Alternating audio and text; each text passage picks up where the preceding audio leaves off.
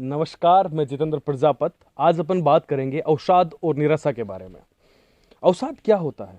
जब आप किसी टारगेट का पीछा करते हैं, जब आप अपना जीवन जीते हैं, सहज जीवन जीते हैं, तो अवसाद का होना सहज है, क्योंकि वो आपका कॉन्शियसनेस दिखाता है कि आप उस चीज़ के लिए कितने पैशनेट हैं। जैसे आप आपके माँ बाप को देख लीजिए, आप अपने जो दोस्त मित्र हैं उनके लिए देख लीजिए।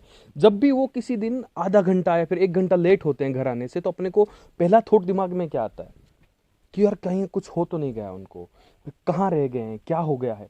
तो ये जो है वो नेगेटिविटी का भाव है। ये जो अपन महसूस करते हैं वो नेगेटिविटी का भाव है, और वो आपको उनके बारे में कंसर्न दिखाता है। तो अपने जीवन में भी जब अपन किसी टारगेट का पीछा करते हैं, तो अगर आप उस टारगेट को लेकर कंसर्न हैं, आप उसको लेकर पैशनेट हैं, तो आपके अंदर अवसाद का भाव, निराशा का भाव आना बहुत ही सहज है। अब सहजता कैसे नहीं होती? कुछ लोगों को नहीं होती कि यार वो तो बिल्कुल एंग्शियस नहीं होता। क्यों? दो टाइप के लोग होते हैं जिनको एंजाइटी नहीं होती या फिर अवसाद नहीं होता। पहला एक इंसान होता है जिसने सब कुछ पढ़ रखा हो, जिसने सब कुछ कर लिया हो। ऐसा कोई नहीं होता। 99.9% लोग नहीं होते जिन्होंने सब कुछ कर लिया हो। और कुछ लोग होते हैं जिन्होंने कुछ भी नहीं किया, उनको पहले से पता है मेरा कि यार मेरा ये रिजल्ट आने वाला है, तो उनको अवसाद नहीं होता या एंजाइटी नहीं होती। जो बीच के रास्ते के लोग होते हैं कि भाई शुरू तो कर लिया और ख़त्म भी करना है, तो उसमें आपको एंजाइटी का सामना तो करना पड़ेगा। जैसे जैसे अपन किसी भी रास्ते से निकलते हैं, जैसे मुझे आज जयपुर से कहीं और जाना है, किसी भी सिटी में जाना है, तो मुझे मेरा डेस्टिनेशन पता है, परंतु मुझे रास्ते का तो पता नहीं है। रास्ते में कौन मिलेगा, क्या मिलेगा, मेरी गाड़ी चलेगी या फिर हो सकता है पंचर हो जाए। पर उन सब चीज़ों को मैं दिमाग में रखते हुए, अच्छे गाने बजाते हुए, अच्छे से ड्राइविंग करते हुए जाता हूँ, क्योंकि वो मेरा पैशन है। तो हमेशा पैशन के साथ अवसाद भी आएगा और उसका साथ आपको मोटिवेशन भी मिलेगा कि आपको क्यों करना चाहिए वो चीज़। ठीक है। जैसे अपन बात करते हैं कि मानव का जो मूल जो स्वभाव होता है वो स्थिरता का होता है, कि वो हमेशा चाहता है कि मैं स्थिर बन जाऊं। जैसे लोगों ने किले क्यों बनाए, लोगों ने अपने नाम क्यों लिखवाए, इंसान घर क्यों बनाता है, ताकि स्थिरता मिले। और जब आप किसी टारगेट का पीछा कर रहे होते हो तो स्थिरता हमेशा दाव पर होती है, क्योंकि आपको पता नहीं होता कि रिजल्ट क्या आने वाला है। जैसे आप आईएएस की तैयारी कर रहे हैं, आप खूब वजह से तैयारी कर रहे हैं। जब आप तैयारी कर रहे होते तो आपको 100% कन्फर्म कभी नहीं हो सकते कि मेरा सिलेक्शन होने वाला है। तो ये अस्थिरता का भाव जो है, जो स्थिर नहीं होने का भाव जो है, वो आपको एंग्शियस करता है और आपको इसी से लड़ना होता है। जैसे अपन बात करें महान हनुमान जी की, हनुमान जी को कौन नहीं जानता। रामायण का एक वो पात्र जिसको दिमाग से, बल से महान माना गया है कि सबसे बड़ा योद्धा कौन, हनुमान जी। परंतु उनके जीवन में भी एक समय था कि जब ऐसा हुआ, उनको एंजाइटी आई, और वहां पर चाहिए होता आपको अच्छे दोस्त, अच्छे लोग, और आपके सराउंडिंग जो अच्छी अगर हैं तो आपको संभाल लेते हैं। जैसे फॉर एग्जांपल अपन आज हनुमान जी की कहानी समझेंगे कि हनुमान जी को बचपन से, जब से जन्म हुआ था, तब से उनको पता था कि उनका जीवन जो है वो प्रभु श्री राम की सेवा में गुजरना है। एक आदर्श बन गया था, एक टारगेट बन गया था। जैसे आपका कोई टारगेट होगा कि मुझे आईएएस बनना है, मुझे आरएस बनना है, मुझे टीचर बनना है, मुझे ये करना है, मुझे वो करना है, मुझे बिजनेस शुरू करना है। आपका एक टारगेट होगा दिमाग में। तो वो जीवन में उनका सबसे पहले ये टारगेट था कि मुझे प्रभु श्री राम की सेवा करनी है। अब सेवा के लिए निकल पड़े हैं। अब जीवन में थोड़े समय बाद में राम जी मिलते हैं, जब वो वनवास जाते हैं। वनवास में राम जी मिल गए। अब काम तो कर रहे हैं पर उनको ऐसा लग नहीं रहा कि मैं काम कर रहा हूँ, मतलब वो अपने डेडिकेटेडली काम कर रहे हैं कि हनुमान ये कर दो, तो भाग के वो काम कर रहे हैं। अब वो दिन भी आया जब सिर्फ हनुमान की जरूरत थी, वो काम हनुमान ही कर सकता था। सीता मैया जी का अपहरण हो जाता है, किडनैप करके रावण जो है वो लंका ले जाते हैं उनको। तो बीच में एक ड्रोन टाइप में एक गरुड़ उड़ रहा होता है, तो गरुड़ ने देखा कि प्रभु यहाँ से निकले थे वो। अब कंफर्म नहीं, आप सीधा जाकर किसी के राज्य पर अटैक तो नहीं कर सकते, वहाँ पर आप आक्रमण तो नहीं कर सकते। तो उन्होंने कहा कि एक मीटिंग बुलवाई सबकी। वहाँ पर सब लोग थे उनकी सेना के। बोले कि यार कैसे होगा ये काम, वहाँ पर जाना पड़ेगा, गुप्तचर बन के जाना पड़ेगा और पता करना पड़ेगा कि सीते वहाँ है कि नहीं।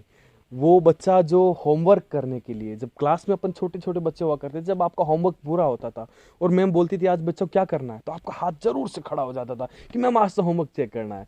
ठीक उसी तरीके से हनुमान जी भी बोले कि प्रभु मैं जाऊंगा। क्यों? क्योंकि उनके जीवन का टारगेट यही था। आज आप जहां पर बैठे हैं, जैसे आप किसी दूसरी सिटी में बैठे हैं, आप अपने घर पे बैठे हैं, टारगेट का पीछा कर रहे हैं, तो वही आपका डेडिकेशन है कि मैं जाऊंगा, मैं करूंगा ये काम। आपने शुरुआत कर ली यहाँ से काम की। ठीक है। प्रभु राम ने कहा कि ठीक है हनुमान, मुझे बिल्कुल विश्वास था तुम पर, तुम ये कर पाओगे और तुम करोगे। वो निकल पड़ते हैं वहां से, आके समुद्र के पास खड़े होते हैं। समुद्र के पास खड़े होते हैं तो वो देखते हैं कि यार समुद्र बहुत बड़ा है। बहुत गहरा समुद्र, न जाने कितने प्रकार के यहाँ पर दैत्य होंगे, न जाने कितने प्रकार की बड़ी बड़ी मछलियाँ होगी जो मुझे खा जाएगी। डर ये भी नहीं था कि मैं जीवन में बचूंगा कि नहीं बचूंगा। डर ये कि वो टारगेट मेरा पूरा नहीं हो पाएगा, प्रभु श्री राम की सेवा नहीं हो पाएगी, मैं कैसे कर पाऊंगा।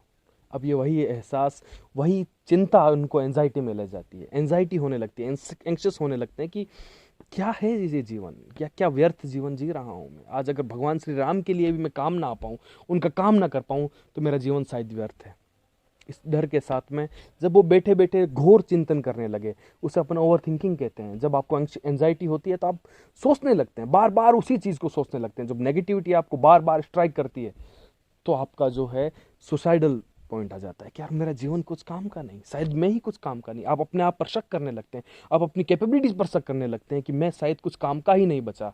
ठीक उसी वक्त जब हनुमान जी सोच रहे थे पत्थर पर बैठ के समुद्र के किनारे कि मेरा जीवन कुछ काम का नहीं, शायद इस ई लीला को समाप्त कर देनी चाहिए, तभी वहां से जामवंत जी, जो ज्ञान के कुंज कहे जाते हैं, ज्ञान के देवता कहा जाते हैं, ज्ञान का एक बहुत ही बड़ा भंडार कहा जाते हैं, वहाँ से निकल रहे थे। उन्होंने देखा कि हनुमान बहुत ही एंक्शियसली बैठे हैं वहाँ पर। तो बोले क्या हुआ हनुमान? का प्रभु ये कहानी है, मैं यहाँ पर आया था, मैंने देखा कि यहाँ पर लोग, ये जो इतने सारे मछलियाँ हैं मेरे को काट जाएगी, खा जाएगी, मेरे को मार देगी और मैं भगवान का काम नहीं कर पाऊँगा। तब उन्होंने कहा कि बाल समेर अभी भक्स लियो तुम, तेनहु लोग भयो अंधियारो। तुमने तो काल अकाल को मारा है हनुमान, तुम क्यों डर रहे हो, क्यों चिंता करते हो, व्यर्थ चिंता करते हो। तुम कूद जाओ, यहाँ पर करना चाहिए तुम्हें, तुम एक बार ट्राई तो करो। भाई नहीं होगा, ज़्यादा से ज़्यादा क्या होगा कि नहीं होगा ना, आप कोशिश तो करो। उन्होंने बचपन की शक्तियाँ याद दिलाई उनको कि आपने सूरज को निकल लिया था, आपने ये कर लिया, आपने कितने राक्षसों को मारा। हनुमान जी को कॉन्फिडेंस आया, वो एहसास कि मैं कुछ कर सकता हूँ, मैं जीवन में कुछ कर सकता हूँ, एहसास का आना ही था कि उन्होंने एक जंप लगाया और दूसरा जंप लंका के अंदर था। And rest is history. तो ठीक उसी प्रकार अगर बड़े से बड़े हमारे ज्ञानी महाज्ञानी हनुमान जी को ये जीवन में अवस्था आ सकती है, तो आप तो फिर भी इंसान हैं, और अगर वो लड़ सकते हैं तो आप भी लड़ सकते हैं। क्योंकि कृष्ण जी ने गीता में कहा था, अहम ब्रह्मास्मि त्वं च, मैं ब्रह्मा का रूप हूँ, तुम भी हो। ब्रह्मा का रूप किसे कहा जाता है? क्रिएटर को कहा जाता है, जो चीज़ें बनाता है। अगर आप बना सकते हैं, कृष्ण जी ने कहा कि अगर मैं बना सकता हूँ चीज़ें, तो अर्जुन तुम भी बना सकते हो। वो अर्जुन के लिए नहीं था, वो एक मानव जाति मात्र के लिए था कि हर एक इंसान चीज़ें बदल सकता है। एंजाइटी से ऊपर पाकर, उससे बाहर निकलकर, जब निकलते हैं आप बाहर, तो एक सुनहरा आपका भविष्य आपका इंतजार कर रहा होता है। इन्हीं सब बातों के साथ आज के लिए बहुत बहुत धन्यवाद देखने के लिए। लाइक कीजिएगा इस वीडियो को, शेयर कीजिएगा, सब्सक्राइब करिए मेरे चैनल को। मिलते हैं अगले वीडियो के अंदर। Take care.